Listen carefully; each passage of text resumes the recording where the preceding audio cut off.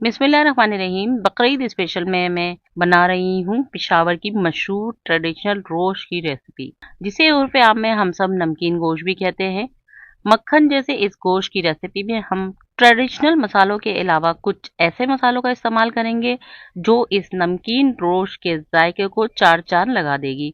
और मजीद ये कि जो भी इस गोश्त को खाएगा तारीफ किए बगैर ना रह पाएगा। अस्सलाम वालेकुम, टेस्टी फूड विद सलमा में आपका खुशामदीद। तो चले मजेदार जायकों के जहान में, जहां आज मैं बना रही हूँ नमकीन गोश्त की रेसिपी, जिसके लिए मैंने 1 kg बीफ लिया है। और ये रेसिपी आप बीफ के अलावा मटन में भी बना सकते हैं, दुम्बे के या भेड़ के गोश्त में भी बना सकते हैं। और ये देखिए, थोड़ी सी मैंने चिकनाई ली है और गोश्त भी मेरा काफी चिकना है। उसके बाद हम इसे बड़े बड़े टुकड़ों में काट लेंगे, क्योंकि ये रेसिपी जब बनती है तो इसके पीसेस बहुत बड़े होते हैं।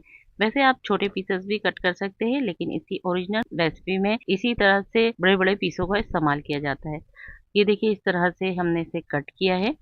और ये इसमें थोड़ी सी चिकनाई भी है और थोड़ी सी हड्डी भी शामिल है। चिकनाई का इस्तेमाल मैंने थोड़ा कम किया है, अगर आप चाहें तो इसमें ज़्यादा चिकनाई भी इस्तेमाल कर सकते हैं। और बेसिकली ये जो पकती है वो चिकनाई में ही पकती है। उसके बाद हम इसमें 1 खाने के चम्मच नमक डालेंगे और 2 खाने के चम्मच सिरका डालेंगे। ये एक गोश्त में एक किस्म की जो स्मेल होती है उसके लिए डाला जाता है।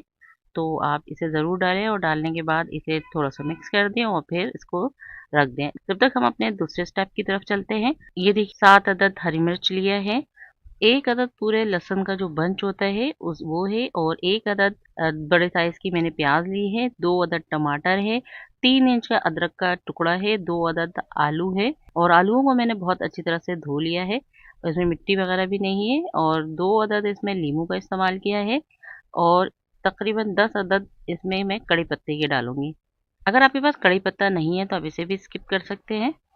उसके बाद इसमें देखिए काले मिर्च है 7 से 8 अदद है, और बड़ी इलायची 3 अदद है, नमक 1 खाने का चम्मच है। अब ये देखिए, ये मिट्टी की हांडी है। अमूमन ट्रेडिशनल स्टाइल में मिट्टी की हांडी में ही बनाया जाता है, लेकिन मैं इसे कुकर में बना रही हूँ। गोश्त को मैंने बहुत अच्छी तरह से वॉश कर लिया था, जो मैंने सिरका और नमक लगाया है। उसके बाद अब मैं इसे अच्छी तरह से सेट कर लूंगी। पहले मैंने इसके अंदर चिकनाई रखी है और चिकनी बोटी भी डाली है। अगर आप चिकनाई ज़्यादा डालना चाहें तो आप ज़्यादा चिकनाई भी ले सकते हैं, क्योंकि ये अमूमन चिकनाई के अंदर ही बनती है। और इसे अब बहुत अच्छी तरह से सेट कर लीजिएगा।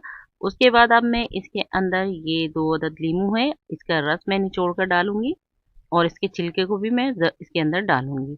इससे बहुत अच्छा टेस्ट भी आएगा और बहुत अच्छी खुशबू भी आती है इस गोश्त के अंदर। और ये देखिए, इस तरह से दोनों लीमों के रस निकाले और अब इसके छिलके को भी मैंने इसके अंदर डाल दिया है। उसके बाद ये मैंने आलू, जिसे मैंने बहुत अच्छी तरह से धोया था, इसमें बिल्कुल भी मिट्टी नहीं लगी हुई है, बिल्कुल साफ-सुथरा आलू है। और उसके बाद अब मैं इसे भी इसके अंदर डाल दूँगी। और ये प्याज है, आप चाहें तो इसे साबित डाल दें, लेकिन मैं इसे 4 टुकड़ों में करके डाल रही हूँ। ये लहसुन के पूरे एक बंच ही कहेंगे, वो है। और 3 अदद अदरक का टुकड़ा है, इन दोनों चीज़ों के इसके अंदर डाल देंगे हम। अदरक के टुकड़े को भी मैंने 4 पीसेस में कट करके डाला है। उसके बाद अब इसमें हरी मिर्च हम डालेंगे, और ये टमाटर है, इसे भी हम स्लाइस में करके डालेंगे। मोटा-मोटा मैंने इसे कट कर लिया है, आप साबित भी डाल सकते हैं। ये बहुत ही अच्छी और बहुत ही ज़बरदस्त रेसिपी बनती है। उसके बाद अब मैं इसमें बड़ी इलायची 3 अदद डाल रही हूँ, और काले मिर्च के मैंने जो दाने को 7 से 8 दाने हैं वो डाल देंगे। कड़ी पत्ता इसके अंदर डालेंगे।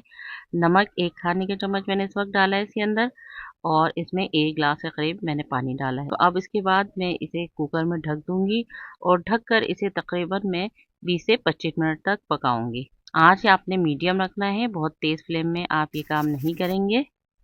ये देखिए, तकरीबन 25 मिनट के बाद मैंने इस कुकर को खोला है। जब इसके सारे एयर बाहर निकल जाएगा और ये थोड़ा ठंडा हो जाएगा, तब आपने कुकर को खोलना है। कुकर को प्रेशर में बिल्कुल भी ना आप खोलें, ये एहतियात आप ज़रूर करें। ये देखिए, अब मैं आपको दिखाती हूँ कि गोश्त हमारा कितनी अच्छी तरह से ये देखिए गल गया है। बहुत अच्छी तरह से ये गोश्त गल गया है। आपको गोश्त के रेशे भी नज़र आ रहे होंगे। और मैं आपको अब दूसरा पीस भी चेक करके बताती हूँ कि ये किस कदर गल गया है। और इसके अंदर थोड़ी बहुत ग्रेवी भी होती है। ये देखिए, गोश्त कितना अच्छा गला है, और अब ग्रेवी भी दिख रही होगी आपको। और अब मैं इसे एक बर्तन में निकाल लूँगी। अच्छा, मैं आपको एक बात बताती चलूँ कि इसमें इस्तेमाल होने वाली तमाम अज़्ज़ा की लिस्ट आपको डिस्क्रिप्शन बॉक्स या फिर वीडियो के एंड में लिखी मिल जाएगी। ये देखिए, ये जो ग्रेवी है ये भी मैं इसमें निकाल रही हूँ, क्योंकि इसी ग्रेवी से ही हम रोटी को खाते हैं और ये बहुत ज़बरदस्त रेसिपी है, आप इसे ज़रूर ट्राई करें। और अब मैं इसके ऊपर थोड़ी-सी काली मिर्च छिड़क दूँगी, ये ऑप्शनल है, अगर आप छिड़कना चाहें तो ज़रूर छिड़कें, बहुत अच्छा टेस्ट आता है काली मिर्च से नमकीन रोस्ट के अंदर। अगर आपको मेरी रेसिपी पसंद आए तो मेरी वीडियो को लाइक और चैनल को सब्सक्राइब कर दें और मेरी वीडियो को लाइक ज़रूर किया करें और शेयर भी ज़रूर किया करें अपने फैमिली और फ्रेंड्स के दरमियान। इससे मुझे बहुत खुशी होती है और मेरी बहुत हौसला अफजाई होती है कि मेरे देखने वालों को मेरी रेसिपी पसंद आ रही है। उम्मीद है कि आप मेरी रेसिपी को ज़रूर ट्राई करेंगे। अच्छा, अब इजाज़त दें, खाए पिए और मज़े करें, अपना और अपनों का ख्याल रखें और मुझे दुआओं में याद रखें। अस्सलाम वालेकुम।